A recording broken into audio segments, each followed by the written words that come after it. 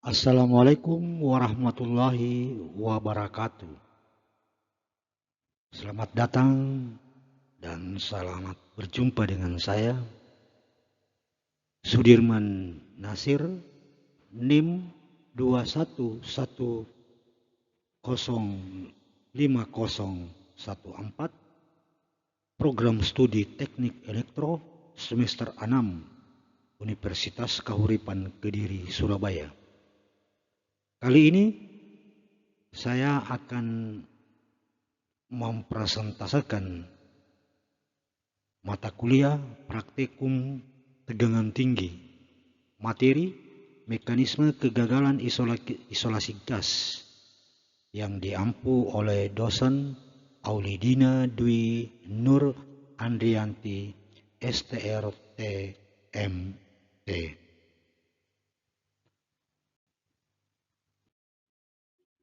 Sebelum kita lebih jauh, saya akan memberikan atau menjelaskan tentang bahan isolasi itu sendiri. Bahan isolasi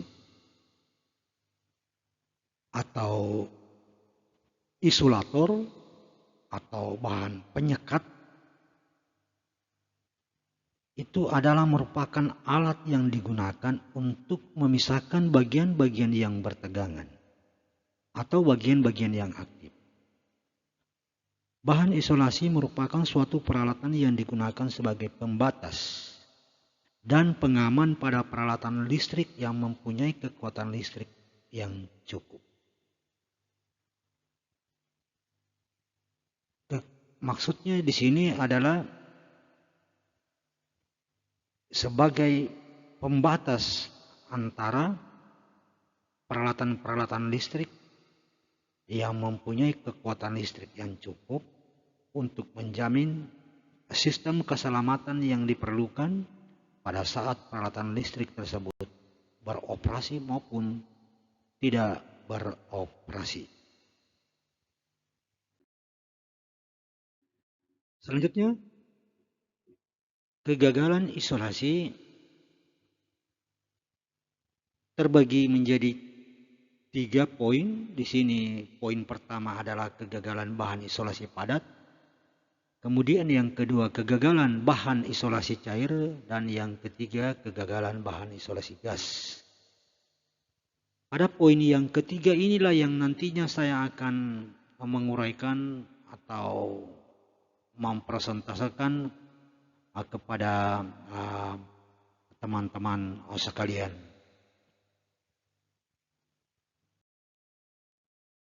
Faktor kegagalan isolasi yang menjadi faktornya adalah isolasi tersebut yang sudah lama terpakai atau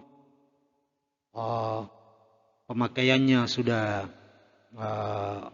terlalu lama sehingga menimbulkan kerusakan pada isolasi tersebut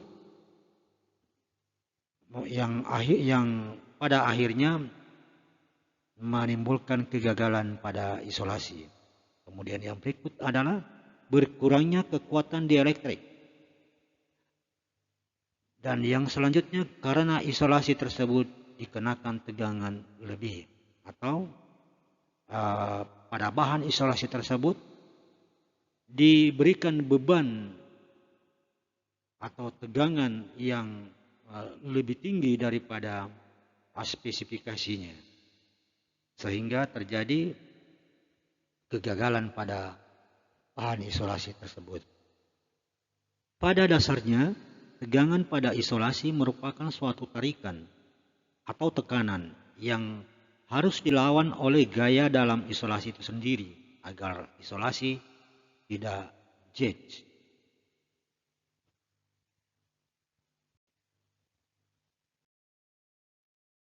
Kita lanjut, jenis proses dasar kegagalan isolasi. Ada 2 jenis ya, ada 2 jenis proses dasar. Yang pertama proses primer yang memungkinkan terjadinya banjiran elektron. Dan yang kedua proses sekunder yang memungkinkan terjadinya peningkatan banjiran elektron. Jadi perbedaannya dari kedua proses ini terletak di pada peningkatan yang secara signifikan banjiran elektron pada proses sekunder. Kemudian selanjutnya saya menjelaskan bagaimana apa sebenarnya isolasi gas. Isolasi gas itu adalah merupakan suatu isolasi yang banyak digunakan dalam sistem proteksi peralatan listrik tegangan tinggi. Hal ini dikarenakan kemampuan dielektriknya yang dimiliki gas untuk menghadapi tegangan tembus listrik ini cukup bagus. Selanjutnya, klasifikasi isolator gas. Berdasarkan kekuatan dielektrik, rugi-rugi dielektrik, stabilitas kimia, korosi, dan lain-lain, isolator gas dapat diklasifikasikan menjadi 4 bagian. Bagian yang pertama adalah gas sederhana, sebagai contoh udara, nitrogen, helium, hidrogen, dan lain-lain. Dan yang berikut gas oksida, contohnya gas karbon dioksida, gas sulfur dioksida. Dan yang poin yang ketiga gas hidrokarbon, sebagai contoh metana, etana, propana, dan lain-lain. Dan yang terakhir gas elektronegatif, sebagai contoh gas sulfur heksafluorida, CH2 dan CH12.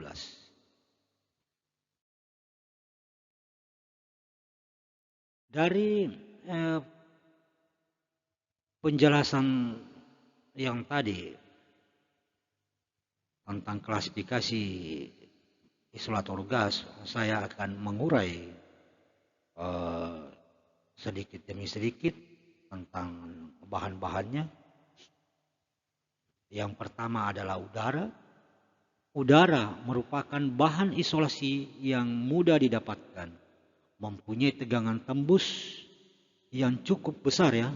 Ini tegangan tembusnya sekitar 30 kilopol per sentimeter. Contoh yang mudah dijumpai antara lain pada JTR, JTM, dan JTT.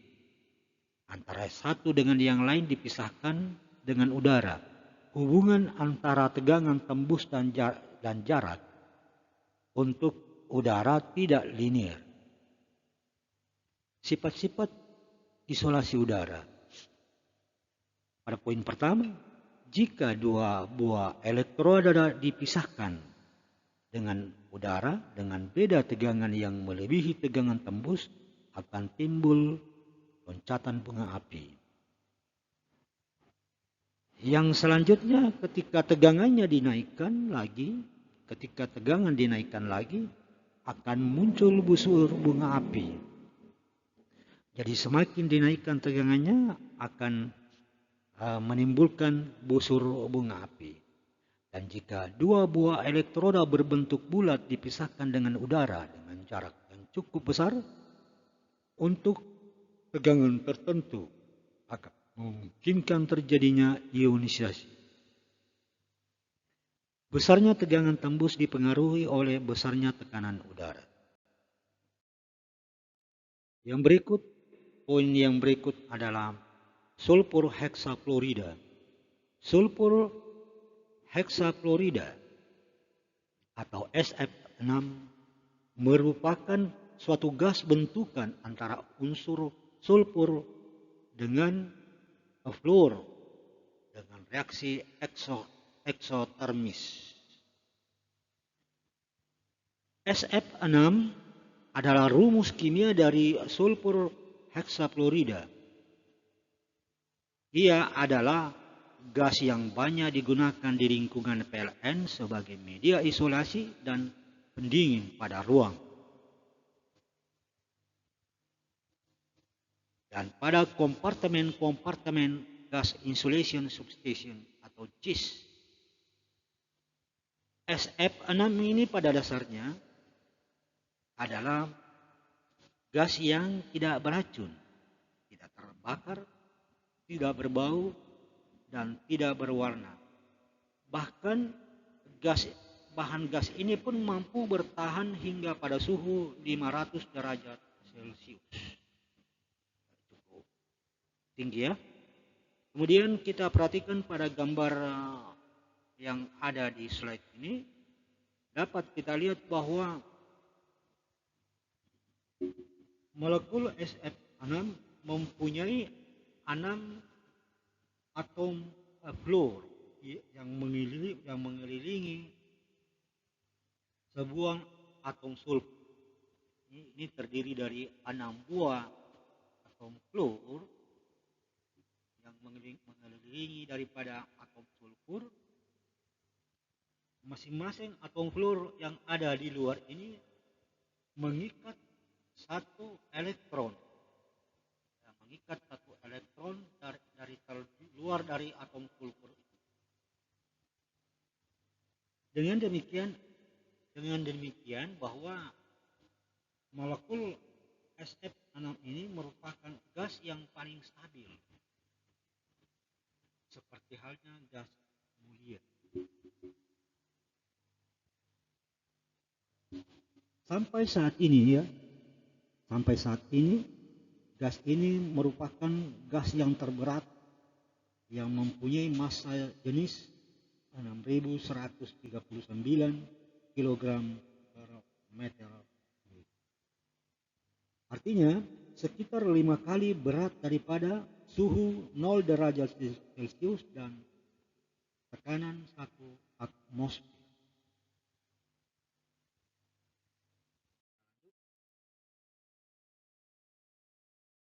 Gas-gas yang lainnya, gas yang selain udara,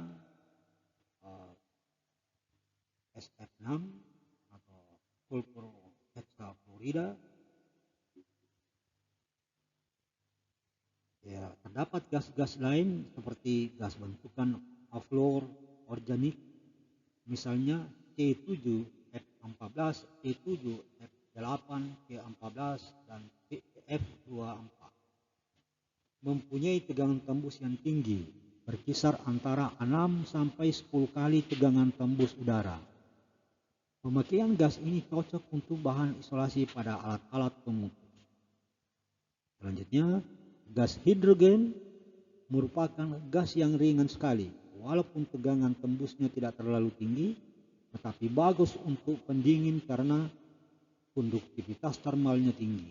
Tetapi pemakaian hidrogen sebagai pendingin harus disekat sempurna karena pencampuran hidrogen dengan udara dengan perbandingan tertentu dapat menyebabkan ledakan. Dan ini perlu mendapat perhatian karena akan menimbulkan ledakan ketika terjadi pencampuran yang tidak sesuai antara hidrogen dengan udara. Selanjutnya, bahan isolasi gas. Masih bahan isolasi gas. Gas karbon dioksida CO2 dapat digunakan sebagai gas residu pada bahan dielektrik cair atau minyak pada alat-alat tegangan tinggi, seperti pada kabel dan trafo. Sifat-sifat CO2. Resistivitas termal 6.880 derajat Celcius per cm3. Yang kedua, tegangan tembusnya rendah, yaitu 157 volt per cm. Yang ketiga, permitivitas relatif pada suhu 0 derajat Celcius adalah 1.985.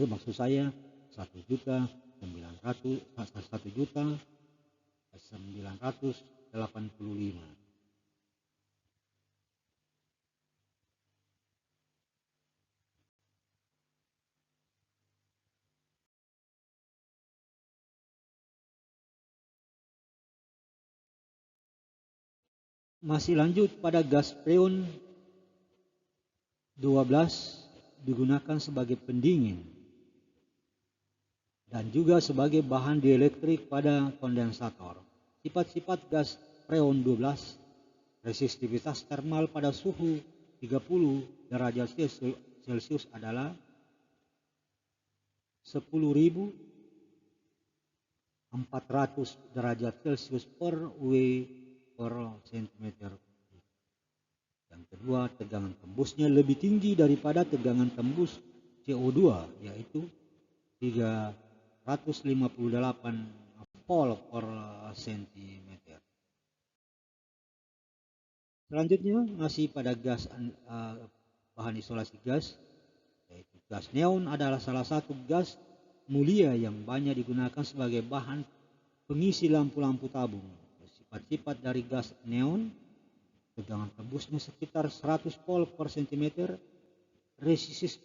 resistivitas termalnya 2150 derajat Celcius per W per cm kubik. Yang ketiga, massa jenisnya 0,0000833 gram per cm kubik.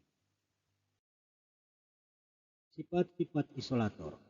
Beberapa sifat dari isolator gas sebagai media isolasi yang perlu diperhatikan antara lain: sifat kelistrikan yang mencakup tahanan isolasi, kekuatan dielektrik, faktor daya, konstanta dielektrik, rugi dielektrik.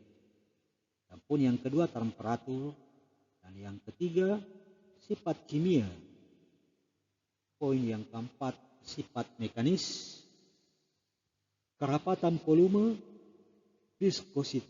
viskositas, dan absorpsi kelembaban, tekanan permukaan, dan lain-lain.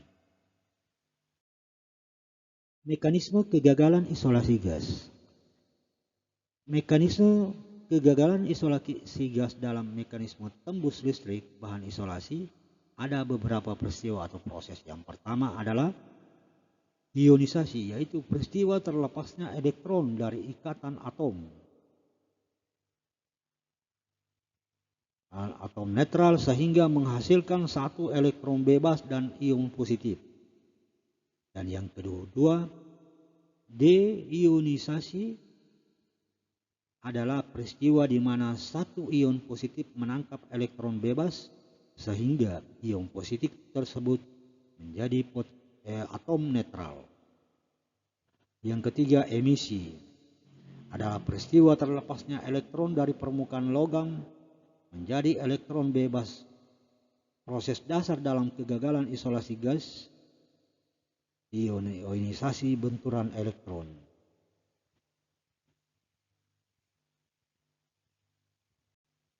Nah, berikut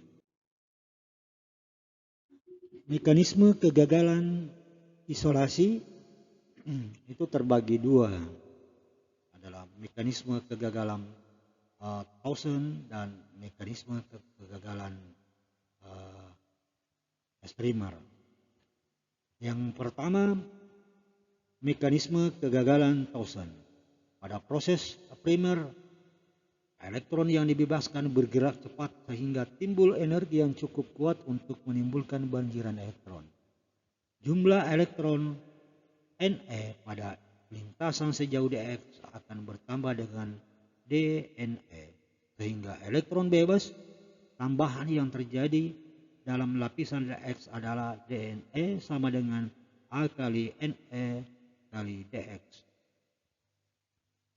Ternyata jumlah elektron bebas dNe yang bertambah akibat proses ionisasi sama besarnya dengan jumlah ion positif Dn plus baru yang dihasilkan, sehingga Dne sama dengan Dn plus sama dengan A kali Ne kali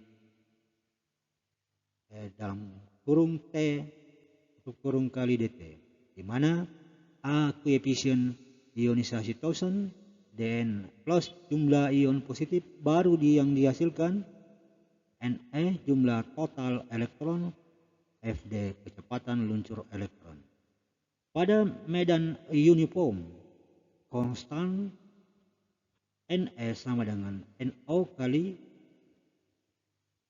Maksud saya NO kali X sama dengan 0. Sehingga NE sama dengan NO kali EA X.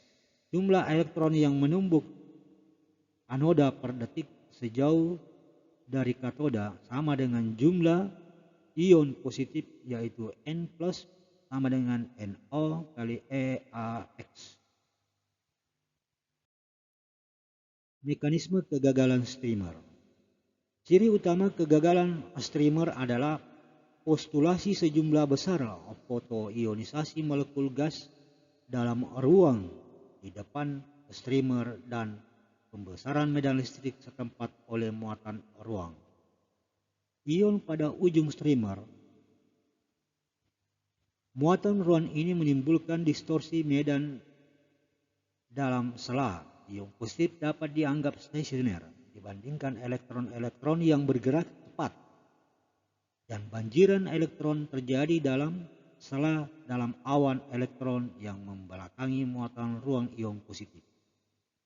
Medan air yang dihasilkan oleh muatan ruang ini pada jari-jari R adalah pada jarak dx jumlah pasangan x dx, sehingga A kali A elektron yang dihasilkan adalah R adalah akar kuadrat jari-jari banjiran setelah menempuh jarak X dengan rumus difusi R dalam kurung 2 dt tutup kurung, di mana T sama dengan X per P, sehingga N sama dengan kecepatan ion per cm persegi. Muatan elektron derajat. O permitivitas ruang bebas. R jari-jari. P kecepatan banjiran, dan D koefisien difusi. Demikianlah pemaparan materi dari saya. Semoga apa yang saya sampaikan dapat bermanfaat bagi diri saya sendiri khususnya dan bagi Anda pada umumnya. Lebih dan kurangnya mohon maaf. Terima kasih. Wassalamualaikum warahmatullahi wabarakatuh.